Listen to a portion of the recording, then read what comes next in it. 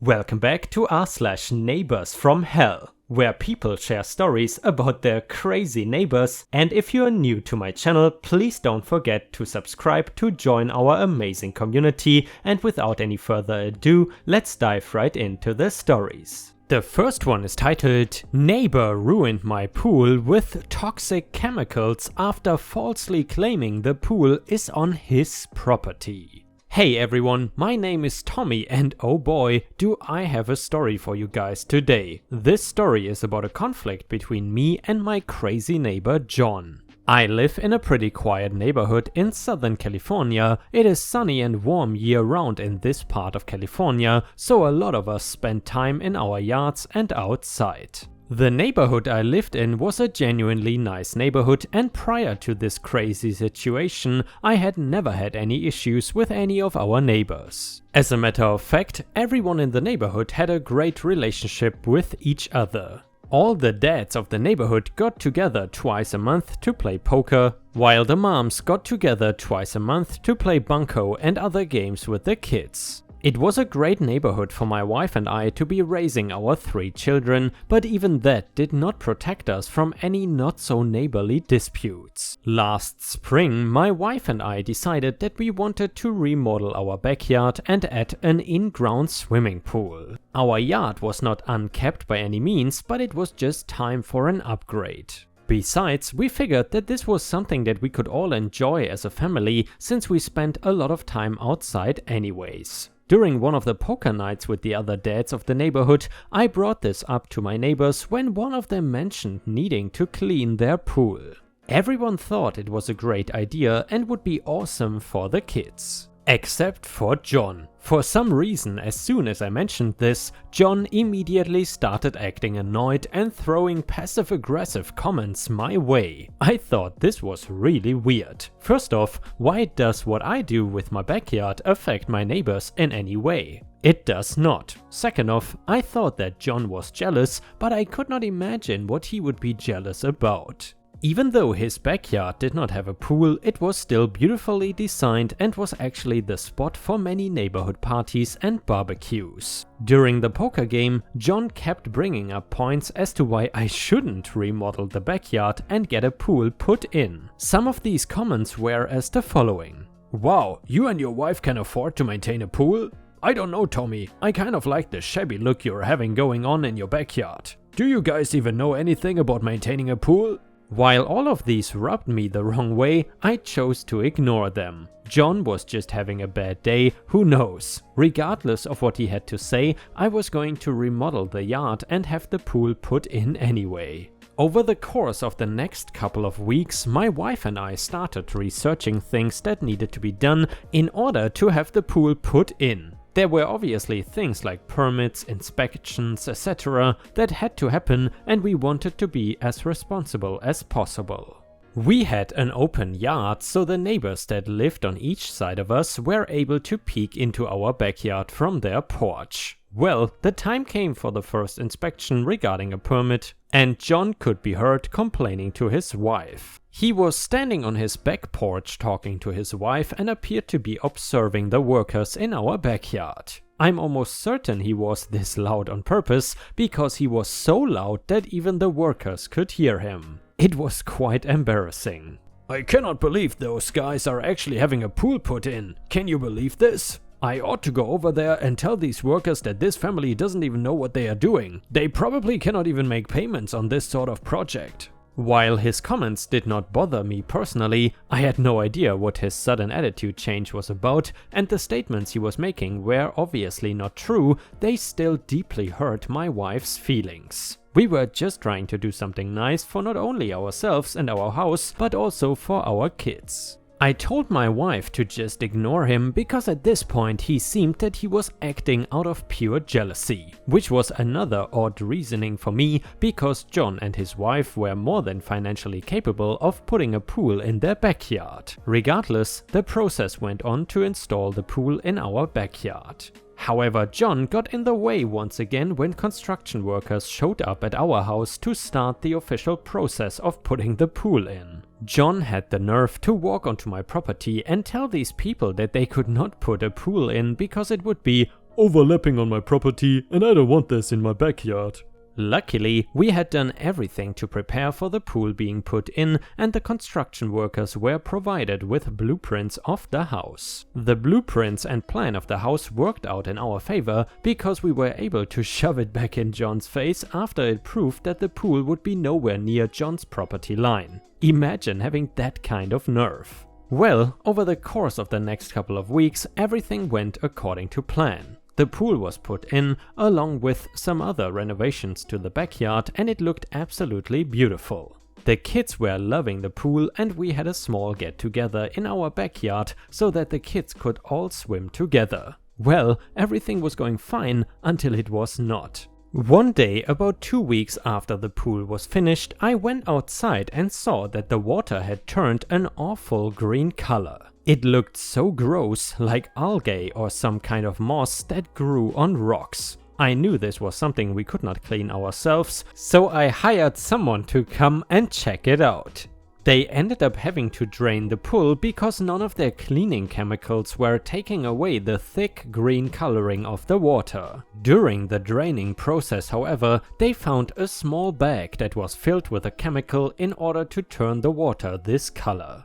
While I was told the chemical was not toxic or dangerous, it was known to stain extremely bad and could be quite destructive to certain materials. I knew that the only way this could have happened was because of my neighbor. Whether this was out of jealousy or hatred, I really don't know. The city had to end up having a professional heavy-duty power washer come out to our house and power wash the inside of our pool to get the tiles back to their original white color. This cost us a hefty penny. However, instead of suing or directly confronting my neighbor, I decided to fight back with pettiness. This was immature of me, but it gave me great satisfaction knowing that my neighbor was so pissed off about my pool. I ended up purchasing a huge plastic slide. It was about 10 feet tall and could easily be seen if you were driving by. The kids absolutely loved it, and some of the neighbors even asked where I got it.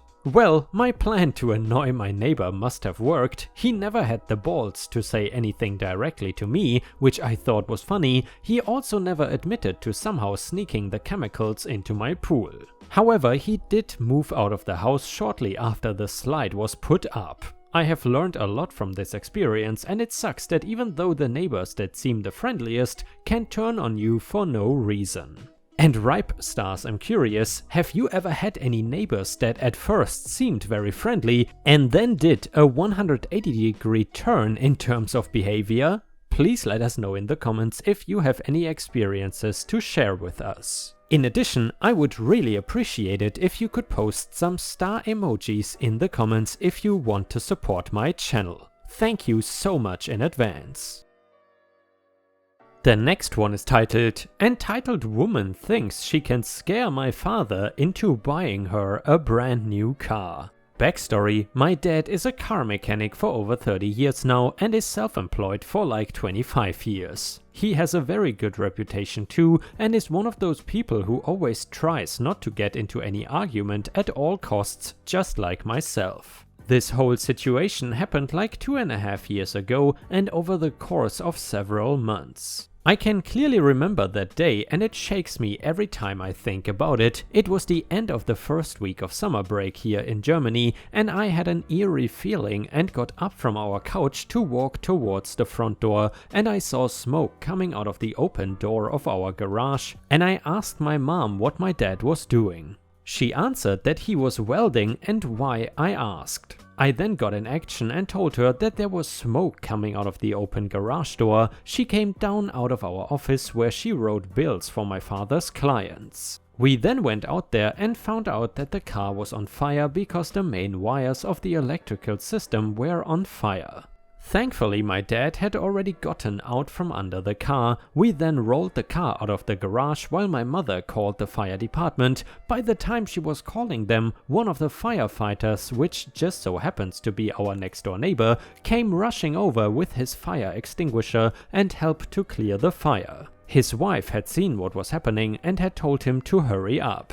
We already had used our fire extinguisher and were just relieved that our neighbor was there with us, helping us in a professional manner. By the time the fire department arrived, the fire was already under control and they just had to basically cool the car down so that it was for sure that it wouldn't begin to burn again. The car itself hadn't so much of damage, but the whole wires for the basic functions of the car were destroyed. So it was basically totaled even though the body was fully intact. The police was also called and asked us what had happened. They said that there weren't going to be any consequences out of this for my father because the fire was already under control when the firefighters came. They all went and said that we all should go inside and calm a little down after what had happened. For your information, it was not a full-blown fire thankfully, but there was a lot of smoke and heat. I think everybody can understand that I was still in shock and that I was just glad that my father was unharmed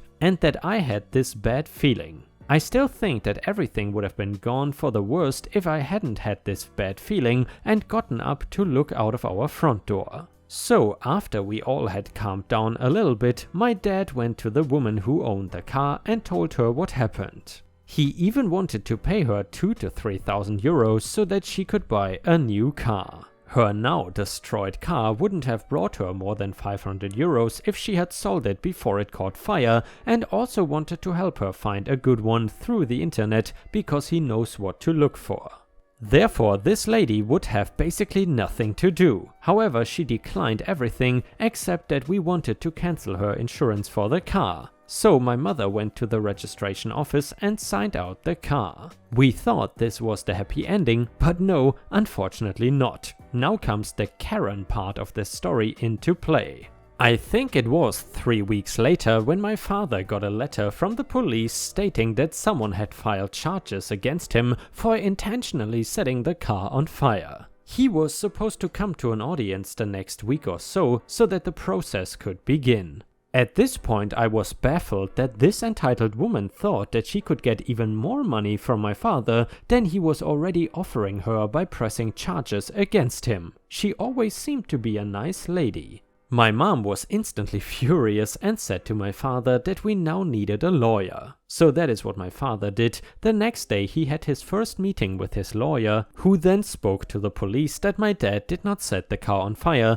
which also could be read in the official report of the police officers which were called the day of the fire. So we thought that was it. However, the lady also had a lawyer and wanted all the money she needed to buy a brand new car and the money she had spent to go to the doctor's appointments. She is like 70 or something, so she has a lot of doctor appointments. This went back and forth until she altogether stopped to pay her lawyer and also stopped answering his calls and emails. She seemed to be impatient and thought she didn't have to wait for such a long time for the money she wanted.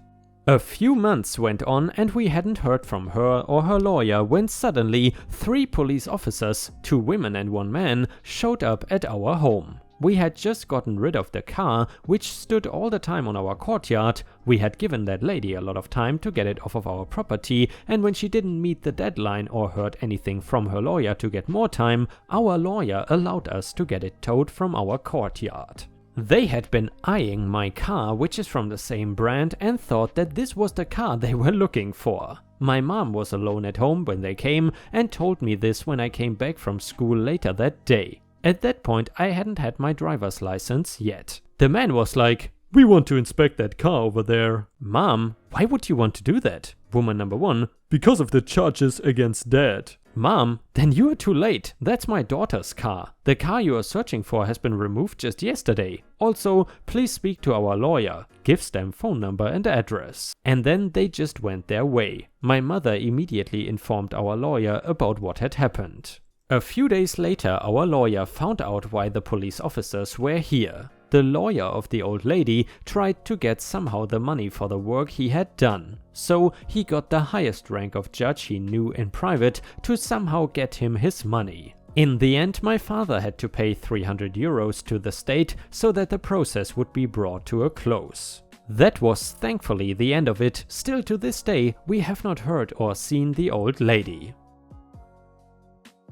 The next one is titled, "Am I the a-hole for making my neighbor remove their clothes from the washing machine during my time slot?" I live in a 9-apartment building, singles and couples, that shares one washer and one dryer in our common washing room. This is standard practice where I live and is usually not an issue since there is a schedule where you can reserve a time slot.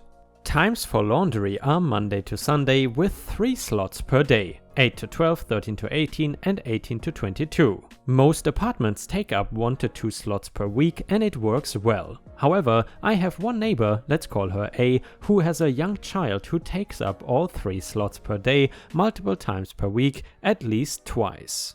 She cites having a young child and having to wash clothes frequently as being the reason. Naturally, this also makes it hard to find an open slot, so I book my times a week in advance. This system works well and other neighbors have done the same. For this week I booked the midday slot on Friday. I ended up being stuck on work calls, so I couldn't start washing when my time slot started. When I was done with calls around 4 PM, I went down to start my laundry as I still had some time left. However, my neighbor A, who has the slot after me, had already put her stuff in and was washing away. Mind you, this is not the first time she has done this. I ended up knocking on her door to let her know it was my scheduled time, to which she replied that since I wasn't there or none of my things were there, she assumed she could use it. I explained to her that I understood, but that is why we have scheduled times. She then proceeded to tell me that she wanted to get a head start on washing, that she was busy with work and her child was away and she was so busy, so this time was convenient for her. Again, I told her I understood, but that everyone has work to do. She said she has a child, so she needs to do a lot of laundry, and again I understood, but that is why we scheduled time in the building. I was annoyed because I had specifically picked this time so that I could do other things afterwards. She then said there was nothing she could do and that her washing was mid-cycle and she couldn't stop it. To which I replied that yes she could, and she said no. She complained why I couldn't pick another slot. She also had slots booked for the next day, and I replied because I had reserved this one to align with my schedule. Eventually she said that there was nothing she could do, to which I replied, you could stop it, and then she told me to F off. She went downstairs and removed her laundry. I told her, you can keep it, I will find another slot. You have been very rude and I don't want to deal with it. I went to the scheduling sign-up sheet and wrote, please respect wash times. Then I went back to my apartment and called it a day, but not before she complained that I had made her stop her wash cycle. Honestly, if she had apologized it wouldn't have been a big deal, but seeing as this has happened multiple times and she was quite rude, I didn't let it go. So Reddit, am I the a-hole? And a user in the comments said, not the a-hole, if she needs a dedicated washer, she should get one. You can get mini washers that sit on your counter and use your sink. They can only wash a few things, but that should be perfect for a small kit. They are about 100 to 200 bucks, I think. Edit, people have suggested covers for messy kids so you don't have to keep changing their shirt. Another person said, not the a-hole, and you or a team should talk to management about limiting the number of loads someone can sign up for, aka hog. Like 3 slots per week until everyone has signed up or passed, and then people can pick more. This woman is killing the planet. And Ripe Stars, I would love to hear from you what you think. Do you think that OP is the a-hole or not? Please let us know what you think in the comments. And Ripe Stars, with this we have reached the end of the video. However, if you still cannot get enough of my content, then I would highly suggest to check out my endless binge watch playlist, which will soon show up in the left corner of the screen. In addition, I would really appreciate it if you could not only subscribe to the channel, but also turn on the bell notifications, which you can do by clicking on the little bell icon right next to the subscribe button. This will help my channel tremendously, and this will make sure that you don't miss any of my videos. Furthermore, if you want to see additional Ripe content that I don't post on YouTube, then I would suggest to head on over to patreon.com/ripeyoutube for more than 50 exclusive videos that you will not see anywhere else. Thank you so much for your amazing daily support, and I hope to see you again tomorrow.